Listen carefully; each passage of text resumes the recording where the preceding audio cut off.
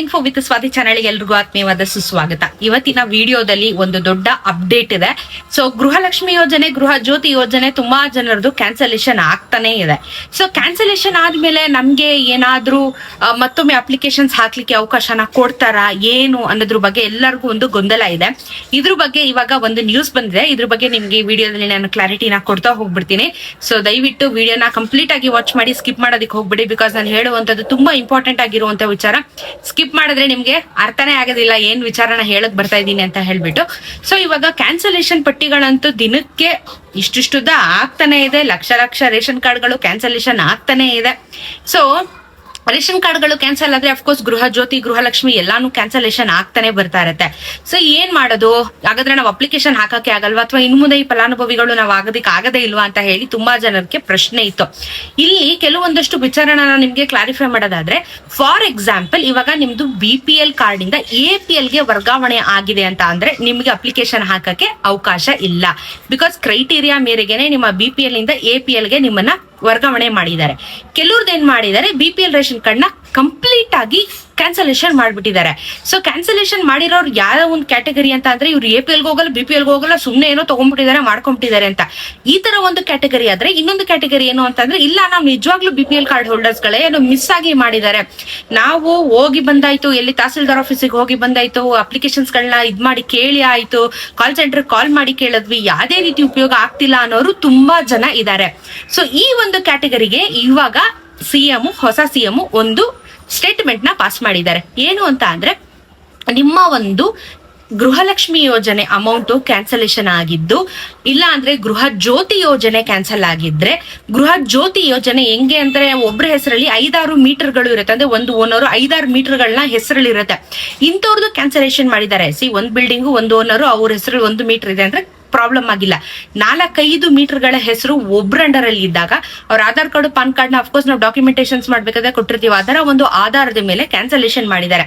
But ಇಲ್ಲ, ನಮ್ದೇನೂ ಇಲ್ಲ, miss ಆಗಿ ಕ್ಯಾನ್ಸಲೇಷನ್ ಮಾಡಿದ್ದಾರೆ ಅಂತ ಅಂದ್ರೆ ಗೃಹಲಕ್ಷ್ಮಿ, ಗೃಹ ಜ್ಯೋತಿ ಎರಡಕ್ಕೂ ಮತ್ತೊಮ್ಮೆ ಅಪ್ಲಿಕೇಶನ್ಸ್ ಗಳನ್ನ ಓಪನ್ ಮಾಡಿದ್ದಾರೆ. ಸೊ ಇದು ಯಾವಾಗ್ಲೂ ಇತ್ತು, ಗೃಹಲಕ್ಷ್ಮಿ, ಗೃಹ ಜ್ಯೋತಿಗೆ ಯಾವಾಗ್ಲೂ ಓಪನ್ ಇದೆ ಈ ಒಂದು ಅರ್ಜಿನ ಸಲ್ಲಿಸೋದಿಕ್ಕೆ, ಅಪ್ಲಿಕೇಶನ್ ಸಲ್ಲಿಸೋದಿಕ್ಕೆ. ಬಟ್ ಈಗ ಸ್ಪೆಷಲ್ ಕ್ರೈಟೀರಿಯಾ ಯಾರ್ದು ಕ್ಯಾನ್ಸಲ್ ಆಗಿದೆ ಅಂತವ್ರು ಮತ್ತೊಮ್ಮೆ ಹಾಕ್ಬಹುದು ಅನ್ನೋದ್ರ ಬಗ್ಗೆ ಇವಾಗ ಅನೌನ್ಸ್ಮೆಂಟ್ ನ ಮಾಡಿರೋದು.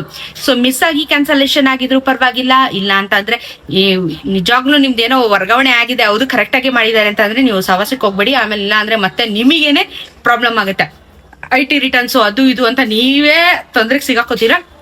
ಇಲ್ಲ, ನಮ್ದು ಮಿಸ್ ಆಗಿದೆ, ನಾವು ತಹಸೀಲ್ದಾರ್ ಆಫೀಸ್ಗೆ ಹೋದ್ರು ನಮಗೆ ವರ್ಕೌಟ್ ಆಗ್ಲಿಲ್ಲ, ಕಾಲ್ ಸೆಂಟರ್ ಕಾಲ್ ಮಾಡೋದು ವರ್ಕೌಟ್ ಆಗ್ತಾ ಇಲ್ಲ ಅನ್ನೋರು ಸೀದಾ ಬೆಂಗಳೂರನ್ನು, ಕರ್ನಾಟಕವನ್ನು CSC ಕೇಂದ್ರಗಳಿಗೆ ಹೋಗಿ ಅಪ್ಲಿಕೇಶನ್ಸ್ ಗಳು ಓಪನ್ ಆಗಿದೆ. ಸೊ ಕ್ಯಾನ್ಸಲೇಷನ್ ಮಿಸ್ ಆಗಿ ಯಾರ್ದಾಗಿದೆ ಇಂಥವ್ರಿಗೆ ಹೇಳ್ತಾ ಇರುವಂತದ್ದು.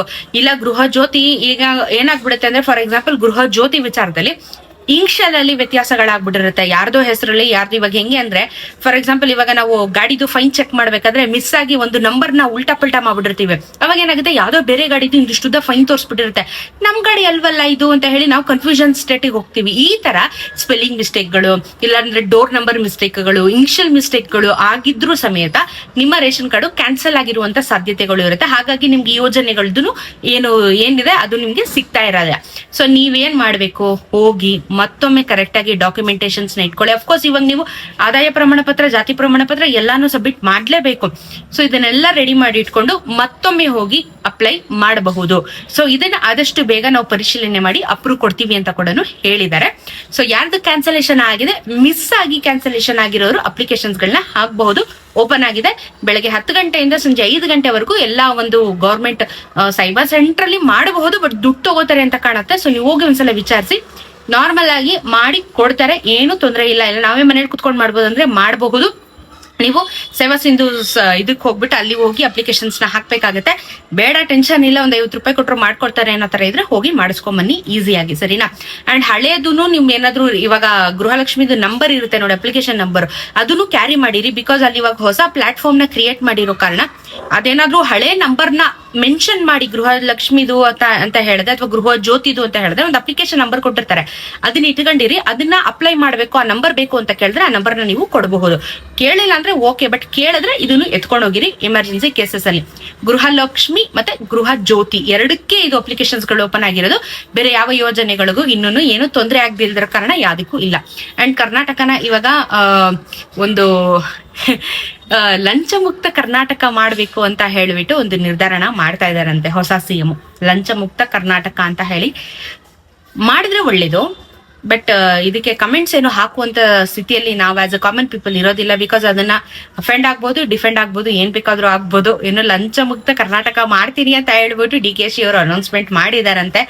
ಸೊ ಅದು ನಿಮ್ಮ ಅಭಿಪ್ರಾಯ, ನಿಮ್ಮ ಅನಿಸಿಕೆ ಇದರ ಬಗ್ಗೆ ಏನು ಅನ್ನೋದನ್ನ ಕಮೆಂಟ್ ಅಲ್ಲಿ ತಿಳಿಸಿ. ಅಂಡ್ ಗೃಹಲಕ್ಷ್ಮಿ ಗೃಹ ಜ್ಯೋತಿ ಬಗ್ಗೆ ನಾನು ಕ್ಲಿಯರ್ ಆಗಿ ಇನ್ಫಾರ್ಮೇಶನ್ ಕೊಟ್ಟಿದ್ದೀನಿ, ನಿಮ್ಗೆ ಡೌಟ್ ಇಲ್ಲ ಅಂತ ಭಾವಿಸ್ತಾ ಇದ್ದೀನಿ. ಸೊ ಇನ್ನ ಜೂನ್ ತಿಂಗಳು ಆಲ್ಮೋಸ್ಟ್ ಮಧ್ಯದಿಗೆ ಬರ್ತಾ ಇದೀವಿ. ಅಪ್ಲಿಕೇಶನ್ಸ್ ಗಳಿದ್ರೆ ಹಾಕೊಳ್ಳಿ. ನೆಕ್ಸ್ಟ್ ಮಂತ್ ಇಂದ ಅಟ್ಲೀಸ್ಟ್ ನಿಮ್ಗೆ ಯಾವ ಹಣದಿಂದ ಬರ್ಬೇಕಾಗಿತ್ತು ಗೃಹಲಕ್ಷ್ಮಿ ಯೋಜನೆ ಅದರಿಂದ ಬರುವಂತ ಸಾಧ್ಯತೆಗಳಿರುತ್ತೆ. ಅಂಡ್ 31ನೇ ಕಂತಿನ ಹಣದ ಬಗ್ಗೆ ಯೋಚನೆ ಮಾಡಬೇಡಿ, ಸದ್ಯಕ್ಕೆ ಯಾರಿಗೂ ಬರೋದಿಲ್ಲ. 30 ಕ್ಲಿಯರ್ ಆಗಿದೆ, ಎಲ್ಲರಿಗೂ ಬಂದಿದೆ. ಸೊ ಅದ್ರ ಬಗ್ಗೆ ಟಾಪಿಕ್ ಇಲ್ಲ. ಸೊ ಇದಿಷ್ಟು ವಿಚಾರಗಳು. ಚಾನೆಲ್ನ ಸಬ್ಸ್ಕ್ರೈಬ್ ಮಾಡ್ಕೊಳ್ಳೋದನ್ನ ಮರಿಬೇಡಿ. ಸಿಗ್ತಾರೆ ನಮ್ಮ ಮತ್ತೊಂದಷ್ಟು ಇನ್ಫಾರ್ಮೇಟಿವ್ ವಿಡಿಯೋ ಅಲ್ಲಿ. ನಮಸ್ಕಾರ.